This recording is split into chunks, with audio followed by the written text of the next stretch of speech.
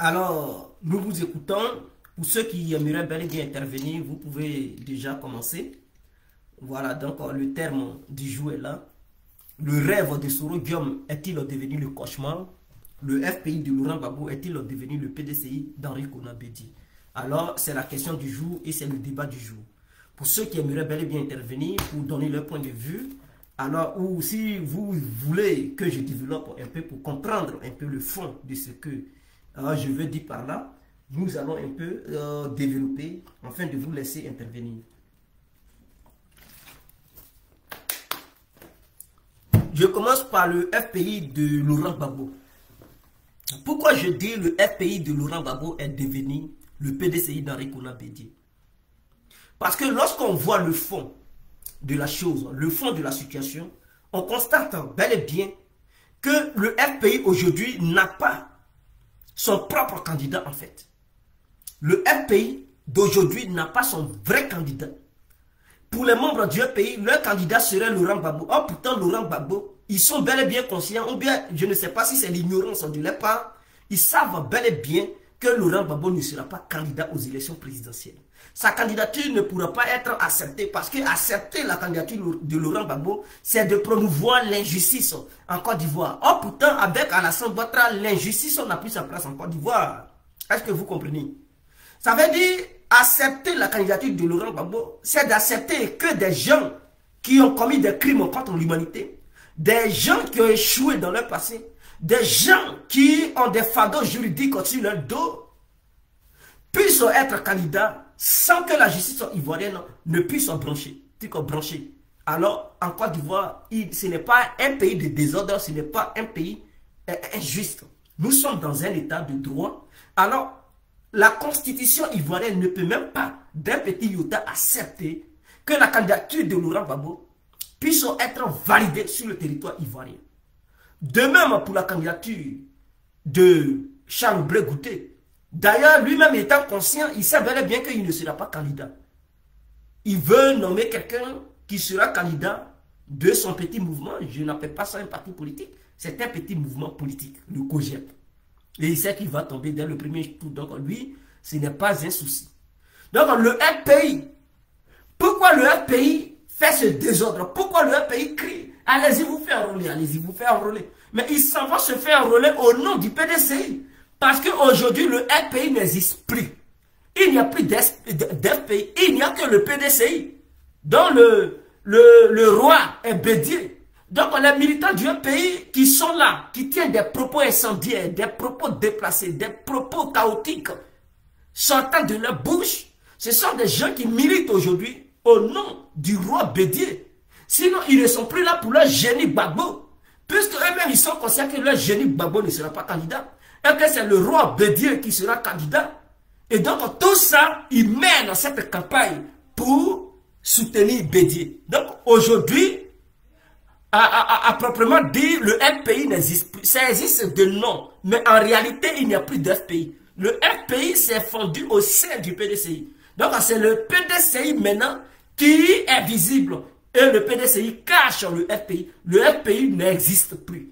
Voilà pourquoi je dis le PDCI d'Henri Konan Bédié a avalé le FPI. Le PDCI d'Henri Konan Bédié a englobé le FPI. Le FPI n'a plus de force. Puisque ce sont des gens qui ont montré aux Ivoiriens et au monde entier que sans Laurent Gbagbo, ils n'ont pas de parti politique. Que sans Laurent Gbagbo, ce parti politique est incapable de faire quoi que ce soit en Côte d'Ivoire. Que sans Laurent Gbagbo, ce parti politique ne pourra même pas amener les Ivoiriens quelque part. Que sans Laurent Gbagbo, ce parti politique est incapable de s'organiser. Et même, nous savons que le champion sur lequel eux-mêmes ils comptent, c'est un champion désordonné. C'est un champion qui a déjà fait un échec dans son passé. Et tous les Ivoiriens le savent. Et donc, on est champion. Celui qui pense qu'il est le Dieu, il est le génie. Il est celui-même qui incarne l'expérience et l'intelligence au sein de la parti politique. Aux yeux des Ivoiriens, c'est quelqu'un qui a déjà fait un échec. Est-ce que vous comprenez? Il a déjà fait un échec.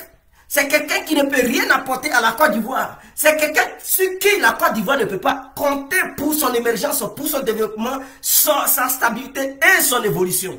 Et donc, en ayant un tel élément, un tel individu incapable, incompétent, nuisant vis-à-vis du peuple ivoirien, dont ses propres militants font confiance.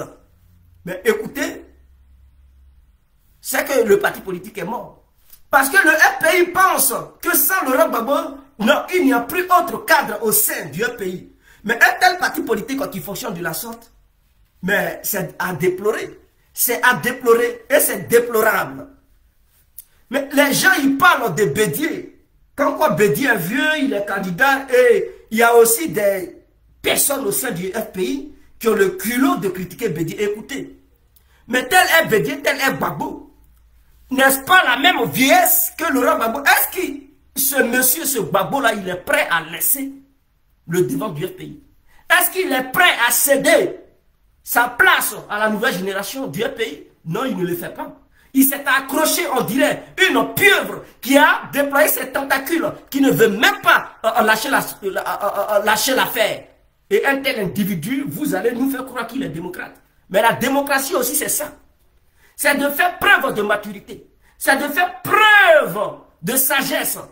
Et aussi de faire comprendre aux gens qu'on n'est pas seul. Que tu n'es pas seul au sein de ton mouvement, au sein de ton parti politique. Mais lorsque tu es accroché à ton parti politique, lorsque tu penses que tu es le seul capable de diriger le parti, et que tu es le seul capable de faire évoluer le parti, et que sans toi, il n'y a personne d'autre au sein de ton parti, mais on n'appelle plus ça la démocratie. Parce que pour promouvoir la démocratie au sein d'un pays, il faut d'abord promouvoir cette même démocratie au sein de ton propre parti politique. J'avais dit hier ou avant-hier qu'un pays est un parti politique. La Côte d'Ivoire est un gros parti politique dans lequel tous les citoyens ivoiriens et toutes les citoyennes ivoiriennes militent. Donc, qui en Côte d'Ivoire ne milite pas pour la Côte d'Ivoire, pour son développement, pour son bien-être? Mais écoutez, de la même manière, les partis politiques et les militants qui sont luttent pour le bien-être de leur parti politique, luttent pour la progression et la stabilité de leur parti politique. C'est comme ça que tous les Ivoiriens, ensemble, ils luttent pour la Côte d'Ivoire, pour son bien-être. Maintenant, de la même manière, dans plusieurs partis politiques, il y a aussi des rebelles.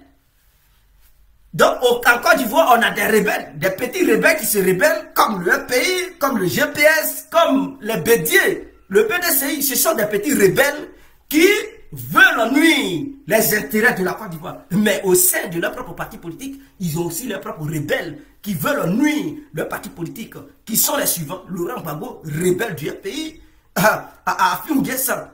Non, Afim Guessa, bon, ça c'est un autre cas. Henri Konan Bédié, rebelle du PDCI, mais Soro Diop, rebelle de GPS. Et donc, ce sont ces petits rebelles-là qui nuisent à leur propre parti politique. De la manière, ils nuisent à la Côte d'Ivoire, qui est le gros parti politique de tous les Ivoiriens. Eux aussi, ils sont devenus rebelles au sein du gros parti politique ivoirien qui est la Côte d'Ivoire. Et en dehors de ça, leur rébellion n'a aucune limite. Et donc, ils ont franchi vraiment la frontière rébellienne. Et donc, ils ont transporté leur propre rébellion au sein de leur propre parti politique qu'ils ont mis sur pied. Donc, voici le cas dont je parlais hier. De la manière, le grand parti politique qui est la Côte d'Ivoire est régi par une constitution à travers des lois. C'est de la même façon, les différents partis politiques sont régis par des lois. Il y a des lois qui permettent aux différents partis politiques, de mieux s'organiser et de mieux se conduire. Donc voici, chaque parti politique a son identité, a sa constitution, a son sein. C'est très important. Alors, mais si Laurent Gbagbo il pense que sans lui le pays n'est rien, et qu'il est conscient lui-même, ce n'est pas un enfant. Ce Laurent Gbagbo a des poils blancs entre ses deux jambes, il n'est plus enfant, il n'est plus gamin. Donc ce monsieur, il est conscient, il sait ce qu'il fait. Il sait bien qu'il n'est pas éligible. Et donc suite à ça, mais en poussant ses militants à se faire enrouler, mais il se bat pour Bédié. Et donc il est là vendre le FPI sur un plateau d'or au PDCI. C'est clair, il n'y a pas de débat. Donc le FPI a été vendu par Laurent Gbagbo sur un plateau d'or et Bédié a acheté le FPI. Donc Bédié a acheté le FPI moins cher. Il n'a même pas dépensé pour acheter le FPI. Il achète le FPI pour une quelconque, soit en disant libération de Laurent Gbagbo de la CPI. Mais ça, il ne fait que vendre une illusion profonde et notoire aux membres du FPI. Il va acheter le FPI sur un plateau d'or et d'ici, les membres du FPI vont avoir les yeux ouverts trop tard. Est-ce que vous comprenez? Donc, le débat va se porter sur ça. Maintenant, les rêves de Soro Guillaume, sinon que le rêve de Guillaume Soro, en disant, il quitte l'Assemblée nationale pour aller au palais présidentiel. Mais ce rêve est devenu un cauchemar. Parce que voici un monsieur qui veut sauter les étapes.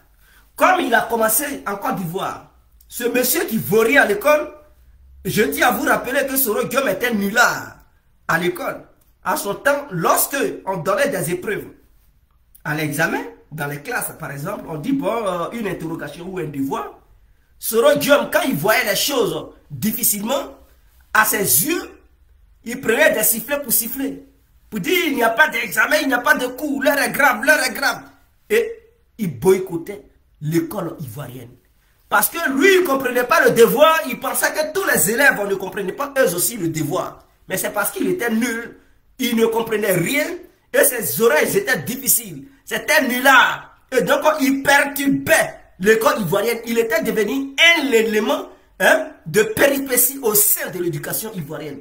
Et donc, ce même Soro-là, puisqu'il avait sauté des étapes à travers ses grèves, puisqu'il avait une forte popularité derrière lui, les élèves qui lui faisaient confiance, les professeurs étant intimidés par la popularité de Guillaume Soro au sein de l'éducation ivoirienne, alors il lui accordait des notes pour ne pas que ce dernier les massacre, parce que tout le monde savait que ce monsieur, il ne tardait pas à taillarder les professeurs, il ne tardait pas à massacrer les familles des gens. Donc par peur, il lui donnait des notes très élevées.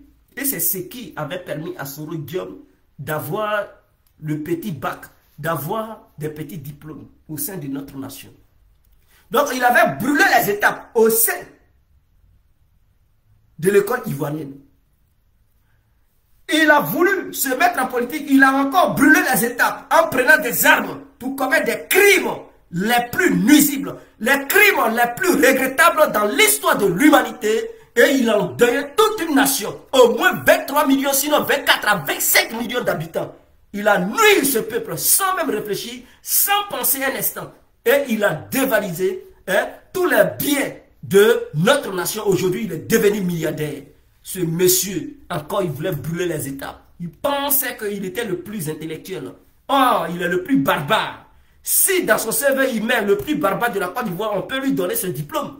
Mais le plus intellectuel de la Côte d'Ivoire, non.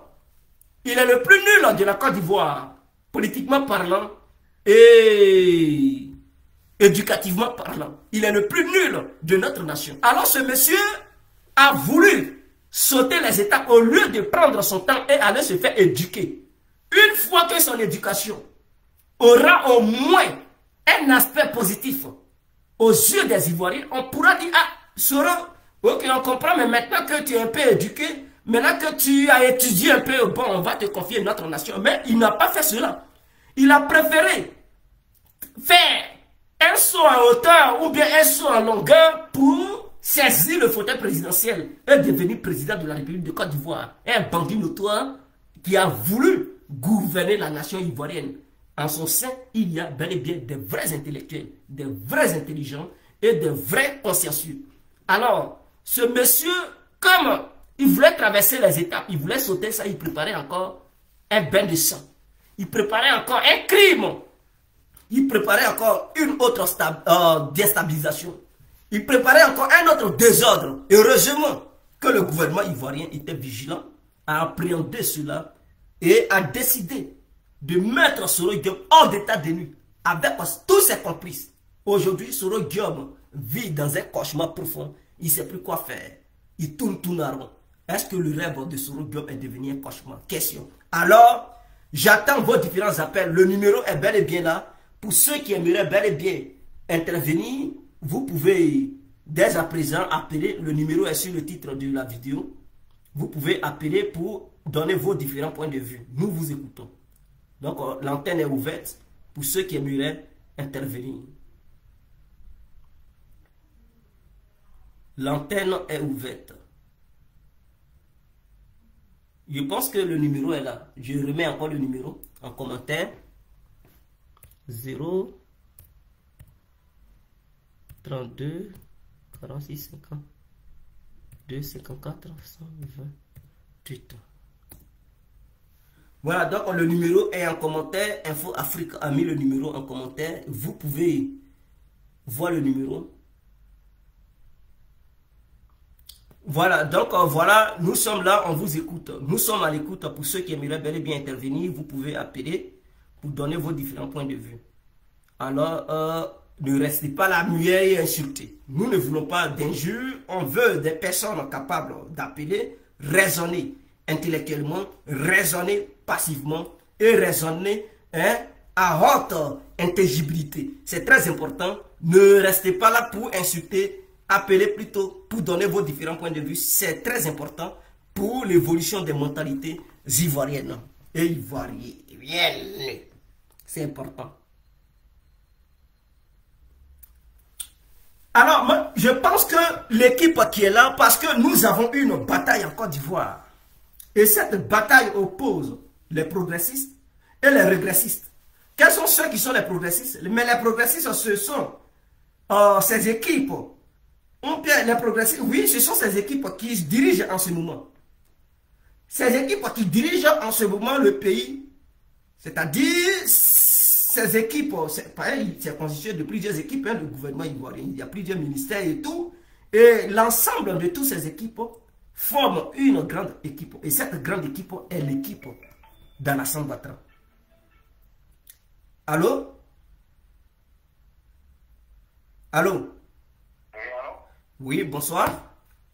Bonsoir, c'est Didier. Oui, c'est bel et bien Didier.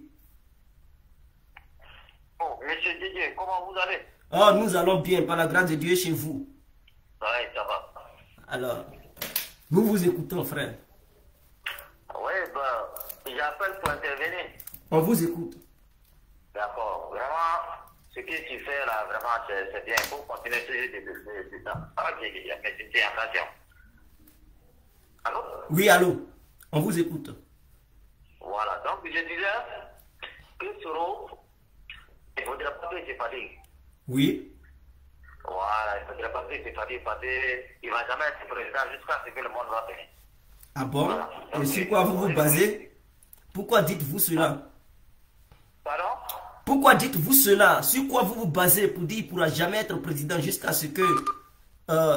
ah, ok. C'est coupé. Apparemment, il va rappeler. Donc, vous comprenez déjà, nous avons deux catégories politiques en Côte d'Ivoire. Les régressistes et les progressistes. Il y a des gens qui veulent évoluer avec le temps, avec l'intelligence politique. Et il y a des gens qui veulent reculer, qui veulent faire l'ancienne politique qui est déjà vieille, qui est déjà archaïque, qui est déjà constipée, une politique vraiment qui souffre, une politique qui déjà est boiteuse. Ils veulent faire cette politique ancienne. Or, cette équipe qui est là veut nous montrer une nouvelle voie politique. Nous montre déjà une nouvelle voie politique. Nous ouvre les yeux.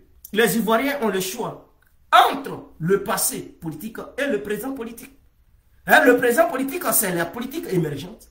C'est la politique du développement. C'est la politique de la stabilité. C'est la politique de l'éducation. C'est la politique de la technologie. C'est la politique de l'emploi. C'est la politique des infrastructures. C'est la politique des grands investisseurs. C'est la politique du tourisme.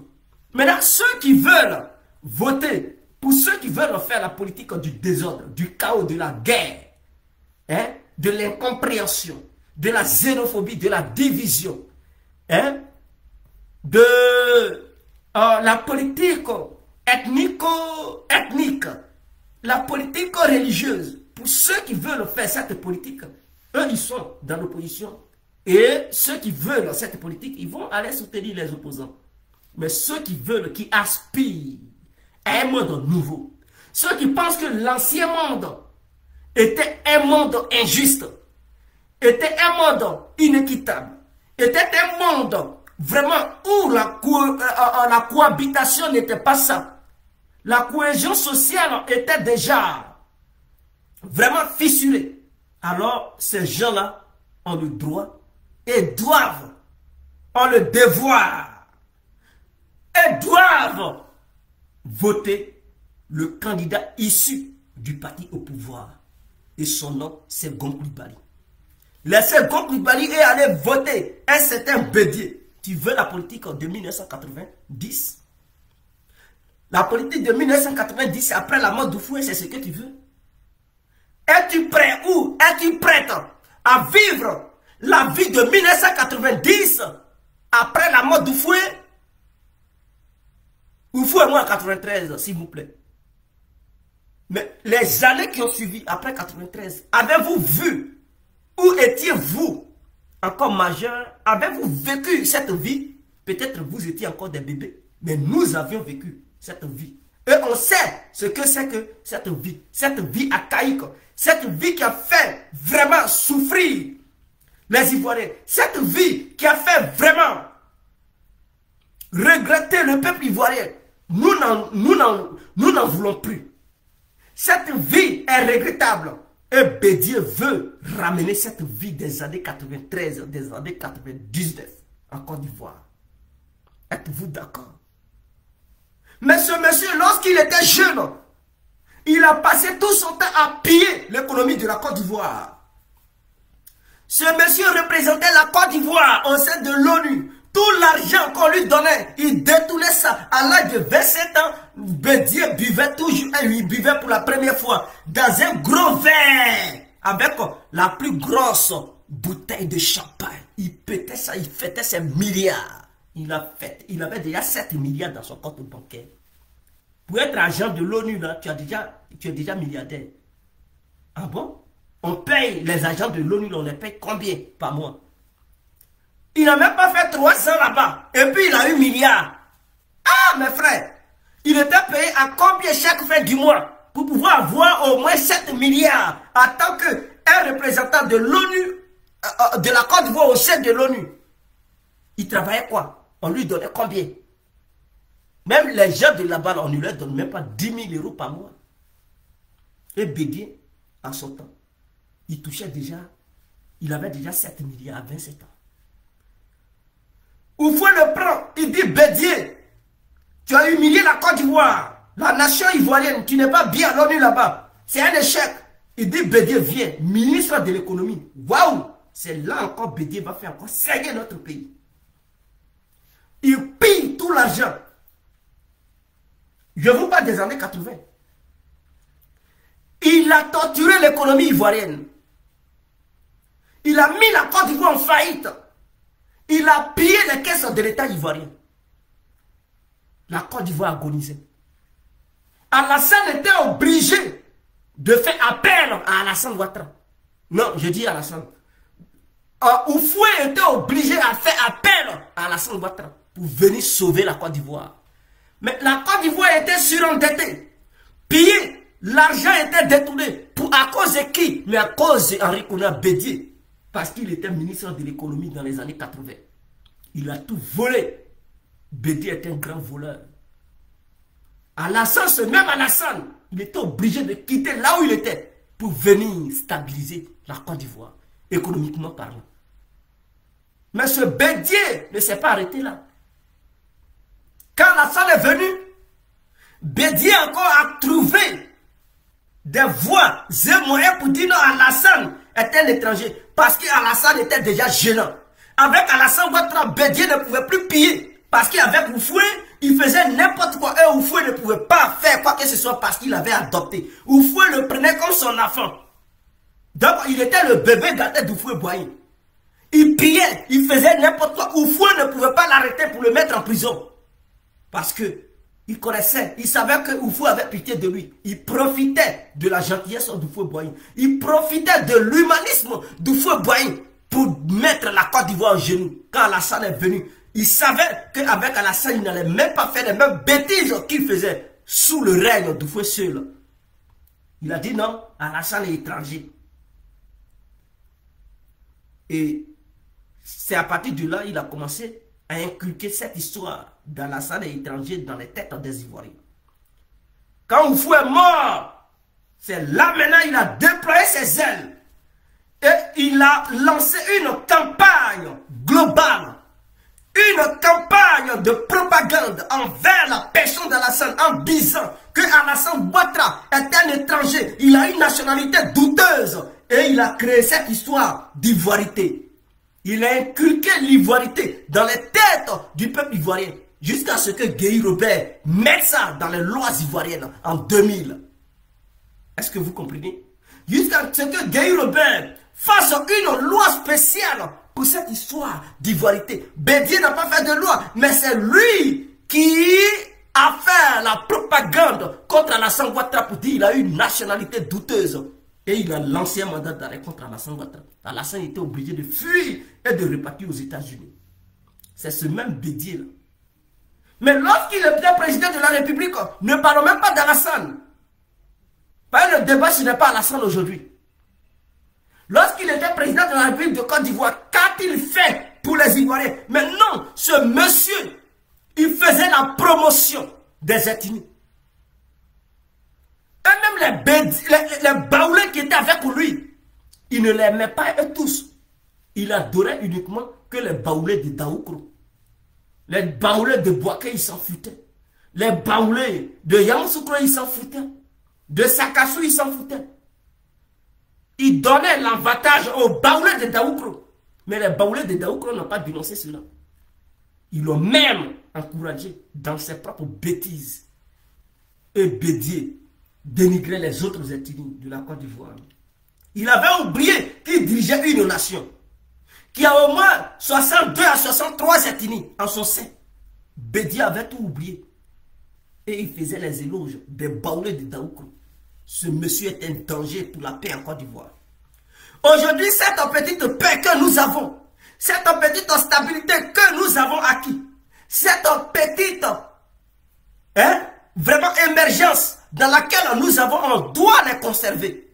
Je dis bien, on doit les conserver. L'heure n'est plus au plaisantin. On ne peut plus se permettre de donner notre pays, de confier notre pays à des plaisantins comme Henri Konan Bédié. Ils n'ont plus leur faculté de réflexion en place.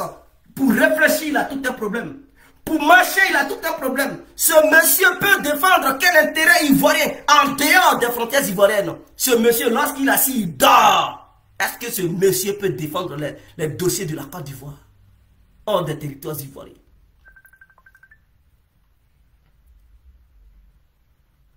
Il va aller à l'ONU, c'est pour aller dormir. C'est pour aller dormir. Il ne va même pas écouter tous les discours de ses homologues chefs d'État. Bédié a tout un problème pour s'exprimer. Pour faire sortir un mot, il faudrait qu'on lui marche sur la gorge. On n'a plus besoin de ça. On a besoin des hommes politiques vaillants. Et non des plaisantins comme Henri Konan Bédié. Bédié, à chaque fois qu'il veut s'exprimer, il étouffe. Il a un problème. Bédié a un problème. Nous ne pouvons plus accepter cela. L'heure de la plaisanterie est terminée. Nous sommes dans l'heure de l'émergence. Les Ivoiriens doivent savoir s'ils veulent évoluer ou ils veulent reculer. Toujours on dit l'Afrique est un continent maudit. On dit l'Afrique est un continent sous-développé. On dit l'Afrique c'est la famine.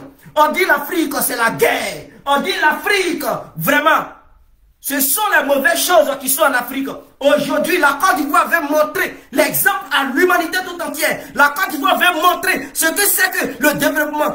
La Côte d'Ivoire veut montrer ce que c'est que manger à sa faim. La Côte d'Ivoire veut montrer que les Africains ont aussi la capacité d'être mieux éduqués. La Côte d'Ivoire veut montrer le chemin de ce que c'est que la stabilité. La Côte d'Ivoire veut montrer le chemin de ce que c'est que la sécurité. La Côte d'Ivoire veut montrer le chemin de ce que c'est qu'une armée, avoir une armée forte, une bonne éducation, oui, une émergence, avoir des scientifiques capables d'inventer, avoir certaines choses dans n'importe quel domaine. La Côte d'Ivoire ouvre le chemin.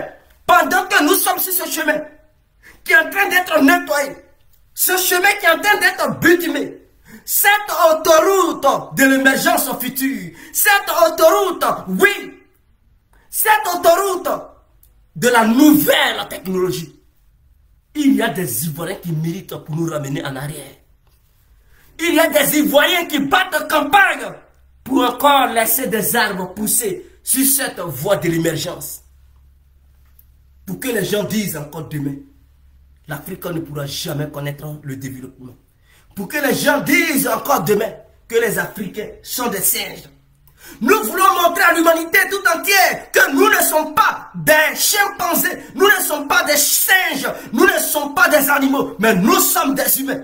Nous avons les mêmes capacités intellectuelles qu'ils ont pour aussi faire développer notre pays et montrer le chemin aux autres nations africaines. À aussi avoir le courage de se développer. Aujourd'hui, la Côte d'Ivoire est devenue le flambeau du développement de l'Afrique. Aujourd'hui, la Côte d'Ivoire est une étoile pour les autres nations de la sous-région. Aujourd'hui, la Côte d'Ivoire est respectée. Et n'importe qui est africain, il sait bel et bien que le gouvernement ivoirien travaille. Pourquoi voulez-vous mettre la Côte d'Ivoire en retard?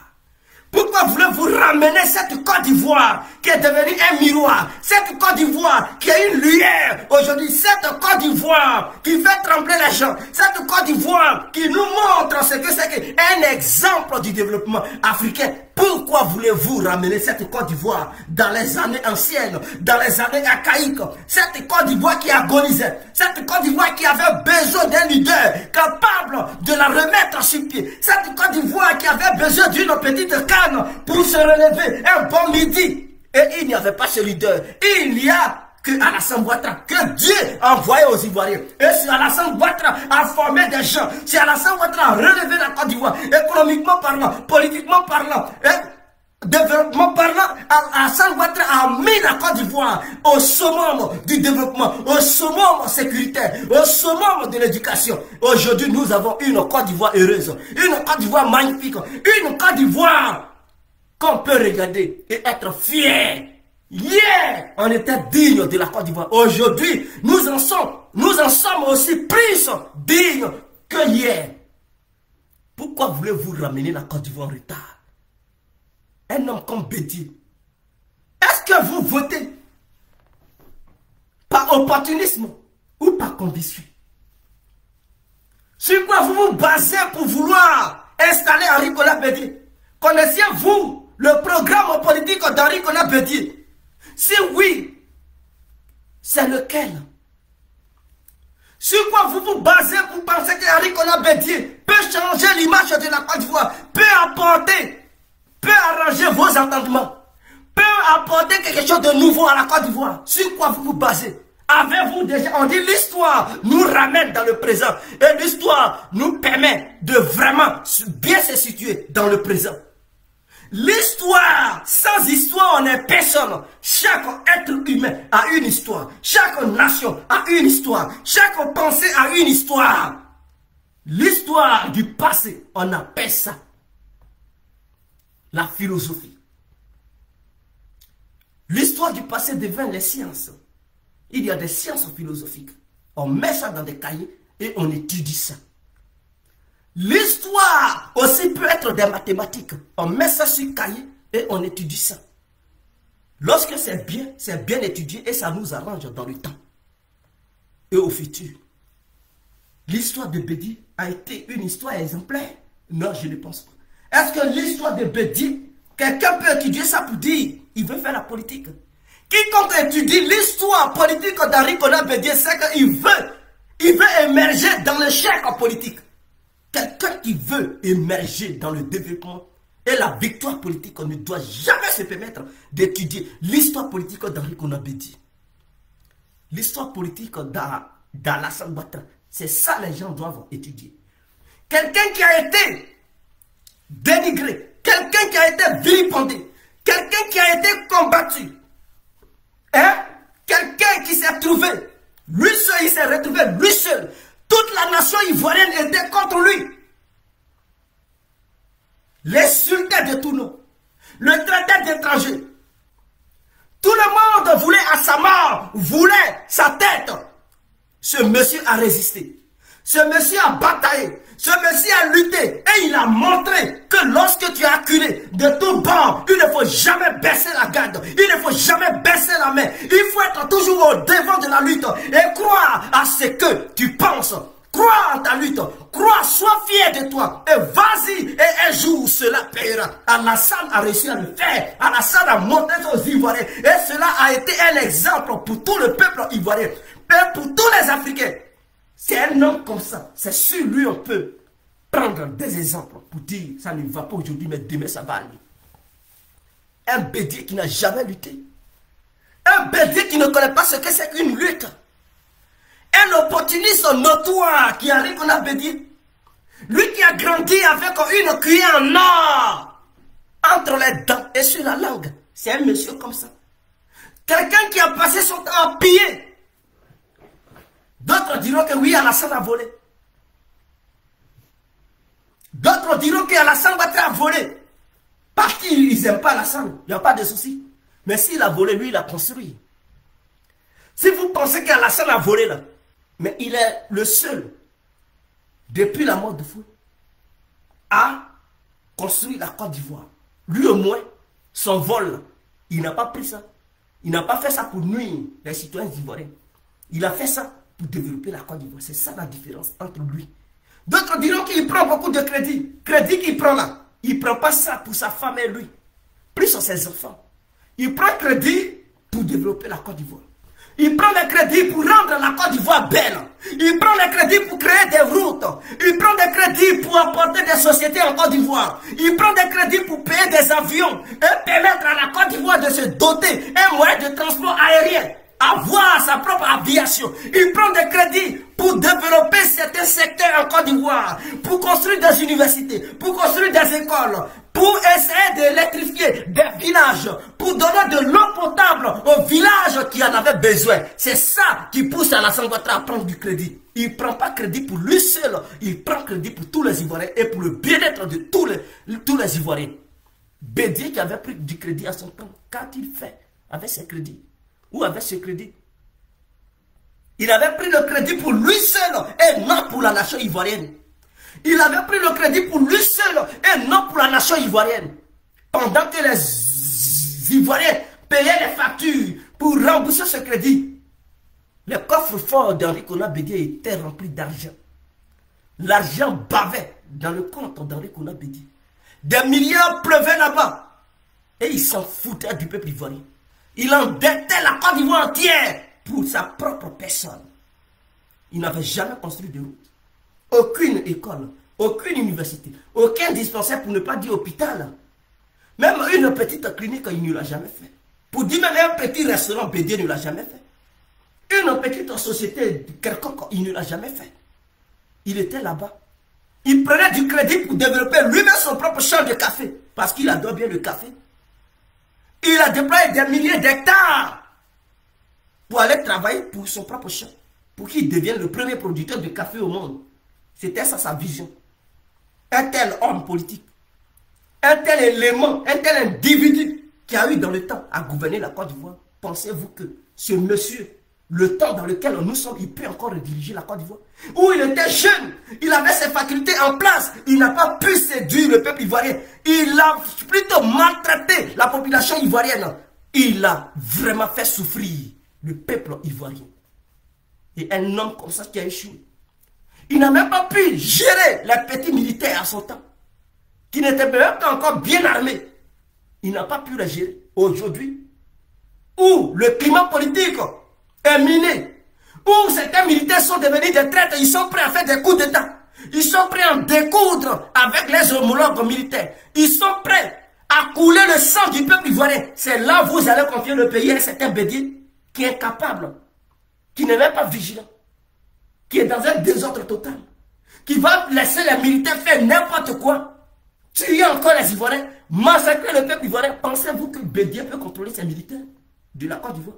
Ces militaires ivoiriens, êtes-vous sûr que Bédié peut les contrôler? Mais si on dit Bédié tient le pouvoir, il ne va même pas faire 3 mois et Soro va le renverser. Je tiens à vous le dire. Bédié tient le pouvoir. Les 3 mois vont même pas arriver. Soro, il va prendre le fauteuil présidentiel. Et Soro, il attend une petite occasion de la sorte. Parce qu'il sait qu'avec Alassane, il ne pourra pas. Avec le RADP, quel que soit, c'est moi qui mettra sur place. Il ne peut même pas faire coup d'État. Mais avec un Bédié ou le FPI, c'est une fraction de seconde. Ça va devenir comme un beurre. Il va réussir son coup foireux. Et Soro Diom, il attend que ça. Si vous voulez donner le pays à Soro Diom, allez-y installer Bédié et vous verrez que dans 3 mois, Soro va prendre le pouvoir et il va vous montrer ce que c'est que la dictature. Il va vous montrer ce que c'est que Diom Soro. La vengeance qu'il va mettre sur le peuple ivoirien. Le FPI ne sera pas épargné. Le RADP ne sera pas épargné. Même le PDCI sera aussi massacré. Il ne va épargner personne.